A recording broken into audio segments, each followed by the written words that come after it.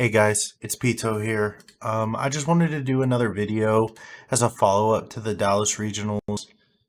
Just kind of give my thoughts on how it went and the metagame as it was, and give you a little update on what I would change with my list. So, as people who have seen my last video know, I didn't top, I took 24th, went X2 with plants. I didn't really give my hand traps and my side deck too much thought. I kind of just listened to what a buddy of mine said for the side deck. And for the hand traps, I kind of just threw stuff together, and I definitely got punished for it. And I think I could have done a lot better if I had given more than, the 15 minutes before we left the hotel the morning of. I initially was going to play Punk but switched to plants, and I was going to play the Rika Heavy version, not so much the full Sun Avalon combo version, but decided to change the morning of the regionals when we were getting ready to leave the hotel, just because I didn't have enough experience with the pure Rika version. Spoiler alert, the pure Rika version ended up taking 5th, so we went X1 versus me going X2. I don't think that changing to that version would have been a good idea, just because, like I said, I didn't really practice with it much. And I do think that the pure Sun Avalon combo version is still pretty good.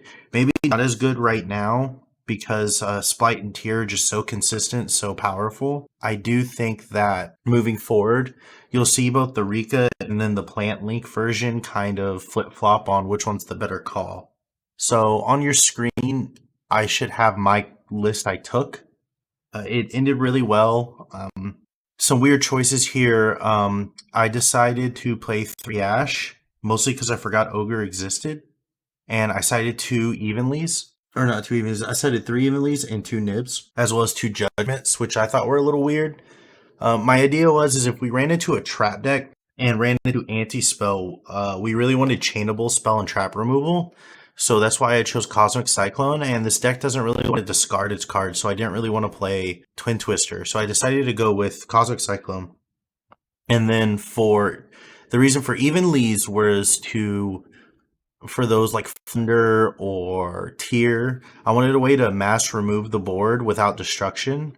I originally thought about playing Lightning Storm, but with Anti-Spell still kind of running around, I do think it will lose favor here soon, but it's still running around a lot. So I decided, no, let's just play evenly. And I resolved it like one time. It wasn't too good. It got resolved on me once, and it was all right. But yeah, it's sorry for my voice. I kind of lost my voice over the weekend. But yeah, so I think I wouldn't change the evenlies for that match. Maybe moving forward, if you start seeing Anti-Spell go away, you could start playing Lightning Storm. But as long as Anti-Spell is still in a lot of the sides, I just prefer the evenly matched. As well as other things I was disappointed in, Ash didn't perform well at all. I didn't enjoy it, and I only played the 2 DD Crows because I only had 2 DD Crows. Maybe I would have played the third one if I had it. I also didn't really play Gamma because I didn't want the hard brick of Driver, as well as because I wasn't playing 1-for-1. I only played Gamma if playing 1-for-1, and at the end of the day, I had to decide, do I want to play 2 Painful and 3 Lone Fire and no 1-for-1, or move a 1-for-1 in and cut a Lone Fire or a Painful. In my little bit of testing, I thought Lone Fire was pretty insane, and I wanted to be able to capitalize on Dance Peony, the Sylvan monster. And that actually ended up working out for me pretty well, so I'm pretty happy with how that turned out. The other thought I have on the deck was Triple Tactics. I'm still not 100% sold on it. It did come up, and it did come in clutch multiple times, and on the games it was dead. It wasn't dead so much of, oh, I wish this was something else. It was dead in the zone of, I was probably already losing or I didn't need it. So I did really enjoy it, so I'd keep it forward. And then Dark Ruler in the main, I'm really torn on that card because it is very dead a lot of the times. But this deck, especially this version, doesn't go second super well. So I decided, yeah, fuck it, let's leave the Dark Ruler in. So the first thing I want to get into is my updated list. So on the screen now, you should see my updated list. I went ahead and swapped out the Ashes for Ghost Ogres. Like I said, Ash wasn't super impactful this format. For me, the only time it really came up was against Math Mech matchup, and honestly, it was still pretty mid right there.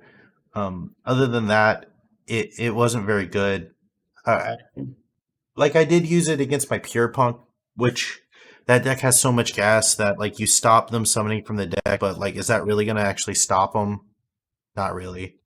I'm leaving the two DD Crows in because while DD Crow is still pretty solid, I just really couldn't fight it. But like you could easily, like I could definitely see me moving Dark Ruler into the side and cutting triple tactics and then tripling up on DD Crow and adding a different board breaker, like Lightning Storm. But based on how things performed, I'm pretty happy with this. I wouldn't really change any of the main deck or consistency monsters throughout the tournament. I didn't really struggle to find engine. Most of the time, it was me drawing a card I didn't want to draw. Like I did draw Primula twice, which wasn't very good.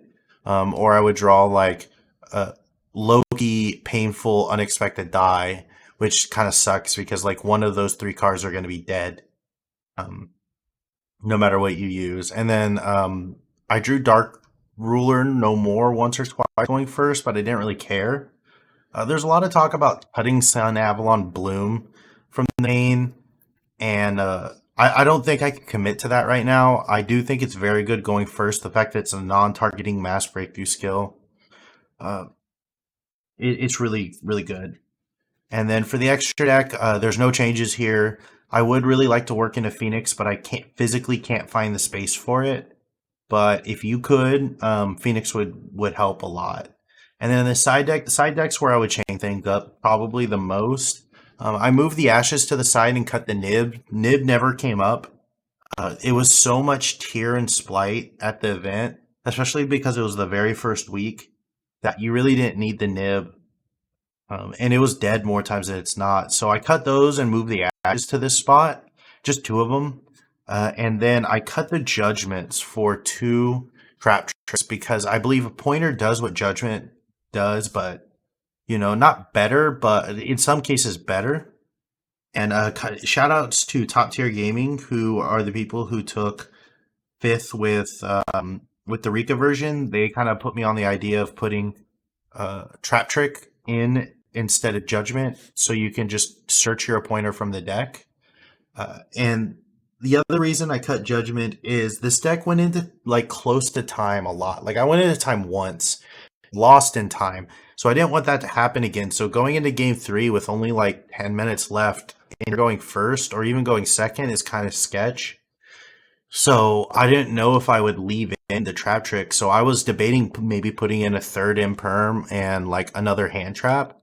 If we're going too close to time, I would just side out the pointers because I didn't want to pay the life points. But I think the card's so insane, it's kind of worth it. Um, but yeah, this is my updated list. This is the reason why I would play this. And my general thoughts, there were a lot of Splight. And, even though it's been taking a lot of top cuts, like I think it took all of top 8 in Mexico regionals, as well as it won first and second here. I do think the deck is kind of overhyped. Like I remember everybody was afraid it was going to be this big tier 0 monster, but the deck is extremely beatable. And maybe it's just because a lot of the people playing it just haven't, like kind of figured out how to play the deck yet, which kind of blows my mind because it's a little brain dead. I'm not gonna lie. Um, but yeah, the deck seems to be pretty beatable. The only times I can find it not really beatable is when they're able to do the full combo with, double toad from Elf, protecting it with Elf, and then a red and a carrot. But I do really enjoy. But sorry, I do think the deck is pretty beatable, especially with plants. Like they're not really able to play through our board if we go first. They struggle to play through a board even if they interact with it. Like we can still put up a pretty good board that they'll struggle to get through. And going second, as long as we can keep Toad from having to resolve twice, I think we have a pretty good matchup against them. Tier is really stressful. The two most stressful matchups I had was Tier and Mathmex. They just kind of had like infinite gas. I only played one Tier guy, and it was the very last round. And I don't remember his name, but he's like a well-known player that looked a really good get match.